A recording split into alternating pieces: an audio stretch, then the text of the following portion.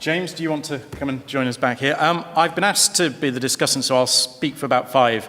I'll try and stick to 5 minutes. We were due to have Jeffrey Evans join us on the panel, but Jeffrey unfortunately had to drop out. So I will, in my discussant comments, try and say some of the things that Jeffrey might have said if he were here. By doing so, try and give some broader context to the general election of 2017, which, as I said, was an unexpected election, but one which we are going to be puzzling over for quite some time. And I'll quickly, therefore, touch on 5 questions which feed into some of the things that James and Richard have spoken about today, but which also provide some a kind of a broad overview of what this election was about. And the first question is probably one of the most important ones, which we lose sight of sometimes, which is, why did Theresa May call an election she didn't have to call? By law, the next UK election was due to be in May 2020. She couldn't call it herself. She had to ask Parliament to vote for this. So why did the Labour Party also vote for this general election when, going into the election, it looked like they were going to be decimated if the polls were correct? And first of all, let's not forget that for Theresa May, she wanted a mandate for herself. She'd not won the referendum campaign. She campaigned for Remain. She'd not won the leadership race of the Conservative Party through a vote. She'd been the last one standing as everybody else stabbed each other in the back or proved to be incompetent and fell by the wayside. And she also wanted a mandate, she said, for her definition of Brexit, to take to Europe, to the European Union, and therefore to present them with the British will and the British people's will. Although she also arguably wanted to secure a mandate for her own domestic agenda. I think we sometimes forget that after the election, after the referendum and after Theresa May became Prime Minister, she did set out on quite an ambitious agenda to try and reach out beyond traditional Conservative voters to the left behind, to ordinary working families, to Leave voters. And what she tried to do, her strategy here, was to try and repeat what Tony Blair had achieved in 1997 by assuming or basing her level of support on a solid Conservative base. So 97 Labour had assumed we could rely upon our traditional Labour voters and then reach beyond with new policies that would reach to more liberal-minded, more conservative, middle-class voters. And Theresa May wanted to repeat this from her perspective, from taking a solid Conservative vote and reaching beyond to traditional working-class Leave voters that had voted UKIP and bring them in and therefore secure a big mandate. That was her strategy. It's also important to remember that she wanted to buy herself extra time for the Brexit negotiations and for Brexit to bed in. If the election was due to take place in May 2020, then we'd already be talking now about how the end of the Brexit Article 50 period next year would only leave about a year for Brexit to kick in the UK, and Theresa May wanted to delay that as long as possible, and she now has until May 2022 for that to kick in. For the Labour Party, there was a certain element among some MPs of voting for, like, turkeys for Christmas. They just wanted to get this over and done with, that enough Labour MPs realised that maybe if we vote for an election, we can get rid of Corbyn if he does so appallingly badly, and then we can start again after the election. Plus, Labour was to some extent dealing with its own Brexit tensions, that the Labour Party itself has divisions over what Brexit should mean, over support for the European Union. Secondly, therefore, how did the Conservatives and Labour do in the campaign? And this has been touched on by Richard and James. It shouldn't come as a surprise that Theresa May's strategy backfired spectacularly, partly down to her personality. She campaigned very poorly. She came across as a robot, the Maybot as she was described. She refused to take part in public debates with Jeremy Corbyn. Corbyn was given equal airtime to May. He came across as an experienced campaigner, which is something that he certainly is. It's something he's excelled at all his political life.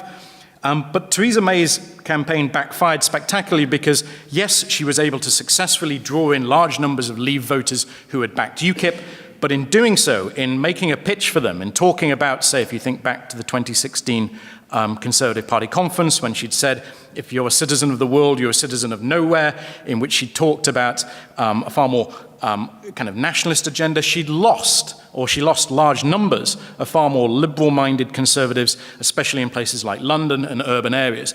And the gains she made from attracting UKIP voters didn't make up sufficiently well for losing those voters who were far more Remain-minded and far more liberal-minded. So her strategy backfired here, although, as I said, her campaigning skills didn't exactly help. Labour, therefore, was able to bring in a much more broader coalition of voters. And something that Geoffrey Evans and others have written on is that if you want to look at the election campaign and how votes moved around, you need to split the campaign down into from the referendum in 2016 up until about the beginning of the general election campaign in 2017, and then the actual election campaign.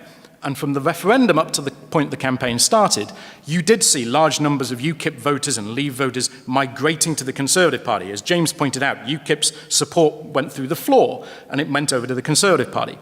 Remain voters, more socially liberal voters, were drifting round. Some were drifting towards the Liberal Democrats, some towards Labour, some sticking with the Tories to see where things would go. But they didn't consolidate around Labour until the general election kicked in, when also you had large numbers of traditional Labour voters who had become weary of Labour, backed away from Corbyn, suddenly more consolidating around the Labour votes, and Labour therefore was able to gather back in some of its traditional vote. So you've got to see the campaign as a bit more longer term than just when it started in the spring of last year. Third, what therefore were the key dividing lines in this election?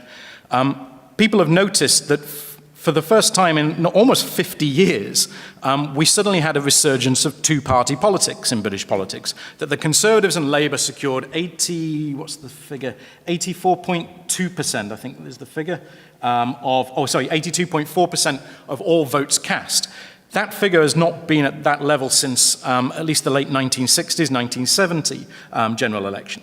The Liberal Democrats, the SNP, the Green Party, and so forth, their vote share went down significantly. So have we had a resurgence here of two-party politics? And if so, what is driving this? And people have looked for whether or not we've seen a return to class-based politics, as defined British politics in the post-war era, or whether there are other dividing lines. John Curtis has noticed that one of the most important dividing lines is age, that older voters went to the Conservative vote, younger voters migrated towards Labour, and there's one of the key divides. But the key divide that has really started to open up, and is really the focus of most people's examination of this election, is between socially liberal-minded people and socially conservative-minded people. And that's the way that the Brexit, the election divided up the British people, between those who are more comfortable with an open, globalized, cosmopolitan agenda, those who are more comfortable with a more closed, conservative, nationalist agenda, libertarian versus authoritarian. You know, we've seen that divide across the kind of the Western world in different elections. Therefore, fourth question, was this therefore a Brexit election? Was it about Brexit? Was it a case that Labour was the Remain vote and the Conservatives were the Leave vote? Well, as any pollster will point out, Europe doesn't actually register that high in most British people's opinions of what they vote on. So if Europe, even in this election, didn't really register, what was it that was driving things forward? As I said, that divide between socially liberal and conservative liberal, it came out through the referendum. It crystallized that division in British politics that had been there before, but which now carried over into the general election. So this wasn't a general election about Brexit, but it certainly fed off and was defined by the referendum that had crystallized this division in British politics. And that leaves us, therefore, with the question of how sustainable this change is. If we return to two-party politics, can we expect at the 2022 election, when the next general election is due, or whenever the next general election is called, if the government were to collapse, for example, will we see the Conservatives and Labour retain their share of the vote in terms of 82%? And if so, what's explaining this? Is the social liberal, social conservative divide in British politics what defines British politics today? Because what defined two-party politics up until the 1970s and even lingering on from there was class, and class was a far more solid thing that you could rely on. So how reliable is this going to be in future, especially if there's another general election anytime soon?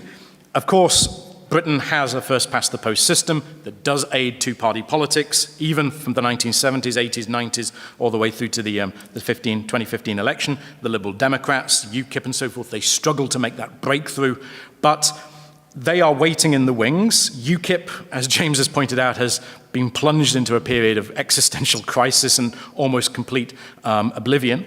Nevertheless, the possibility for some populist party, for the Liberal Democrats, for the SNP, for the Greens, they're waiting in the wings, expecting something to open up in terms of how British politics goes forward, because the social liberal, social conservative divide isn't necessarily one that's set within the parties, especially given Labour's own dilemmas over Brexit and the Conservative Party's own dilemmas over being a nationalist versus a globalist libertarian party. So I will stop there and I'll open it up to the floor.